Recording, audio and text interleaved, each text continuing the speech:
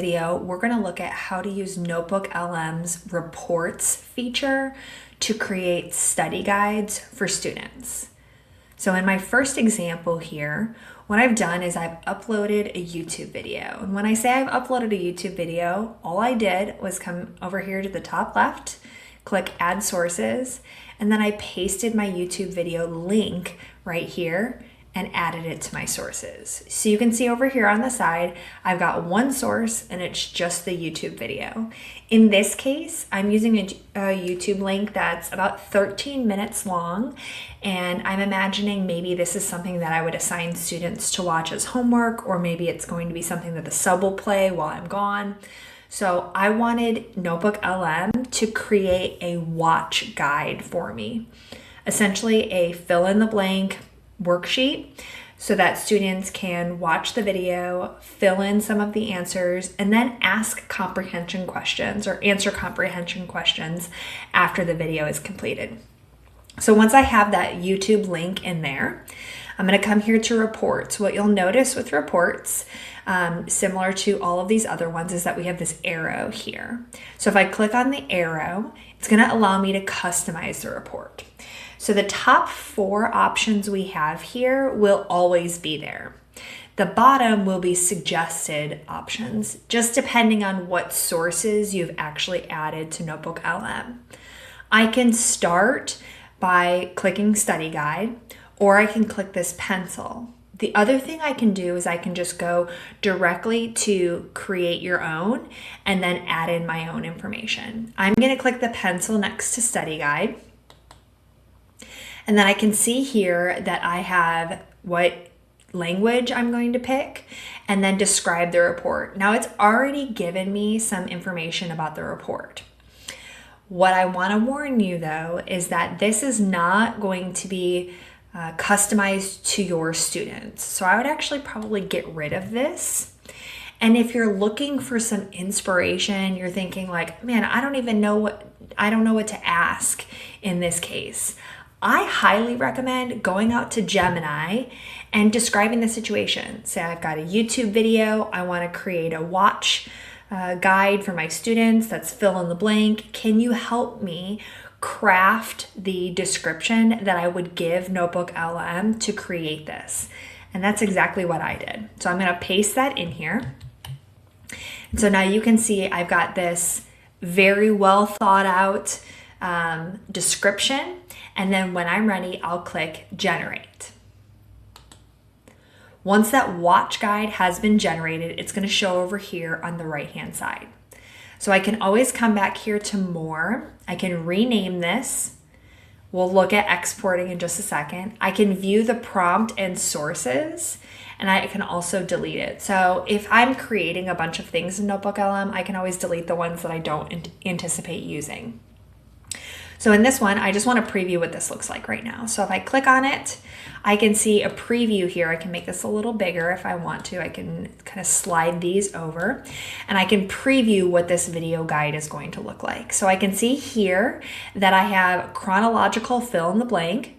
It gives me some active listening information, gives some directions for my students. Then I've got the questions and a little blank here for them to actually fill in their answer. And then if I scroll down a little further, now I have targeted comprehension questions, and I've got those right here. So as the teacher, obviously then I'm going to take this and I can watch the video to make sure that things line up correctly. So this is just a friendly reminder that you always want to make sure that you're checking the output of anything that you're creating with AI, that you're actually making sure that it lines up with what you want it to line up with. And then finally, it does give me an answer key. The answer key does not negate the fact that you still need to make sure that you're watching the video and making sure that these things actually line up. And then some comprehension target responses. So let's say that I've gone through everything. Maybe I've made some notes, things that I want to change. I can copy this information right here. Or if I click the 3 dots, I can export it directly to Google Docs.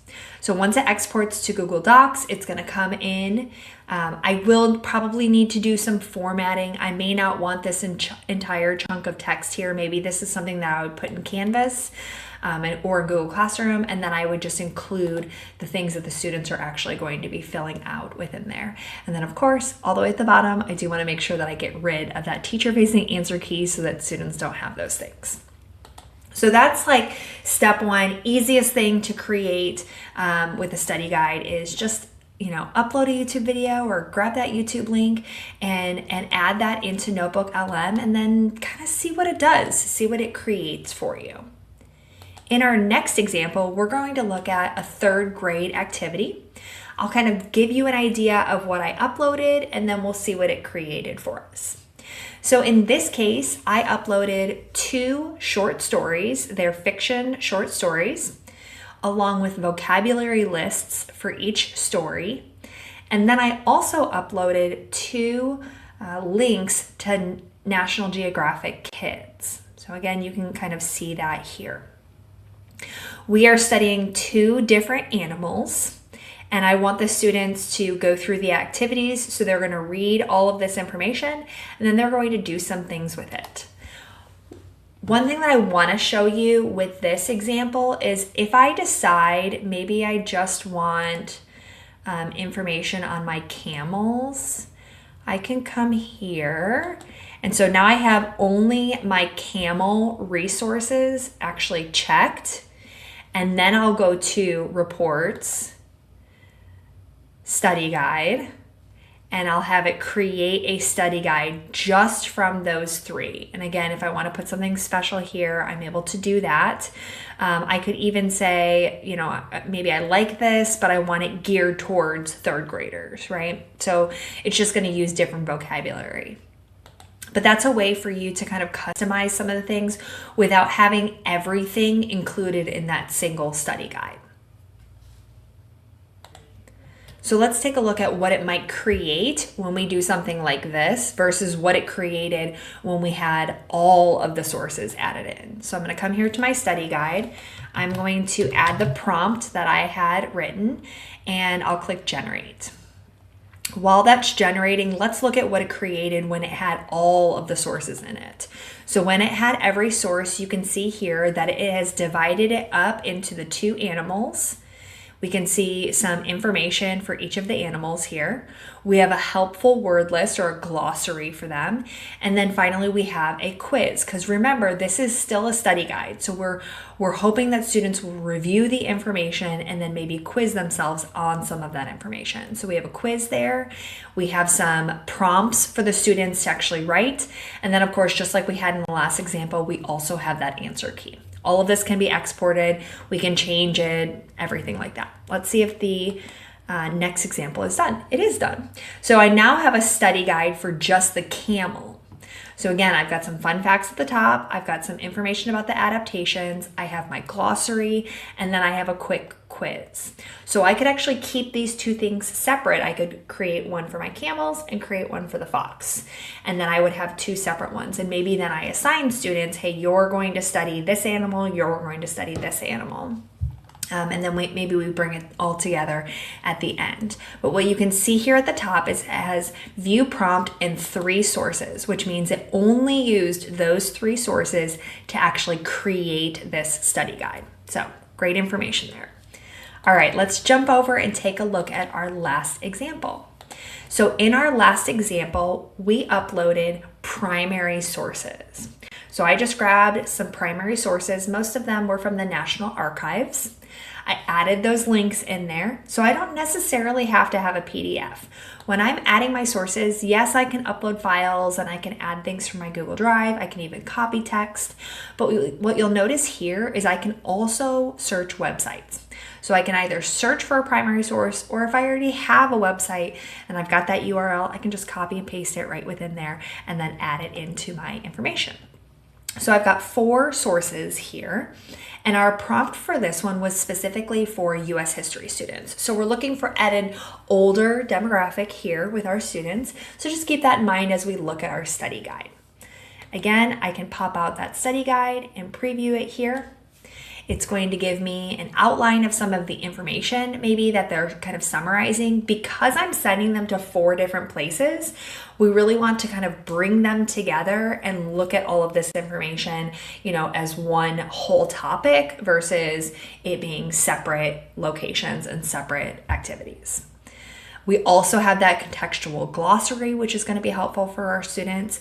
And maybe this is one too, where I have these definitions in here right now, but I could easily get rid of these definitions, and that might actually be part of the activity for the students, is filling in some definitions there. So discussion-based question style essay prompts. I don't necessarily have to use these as the activity. Maybe this is something we're going to do like a class discussion, and I use these as my class discussion questions.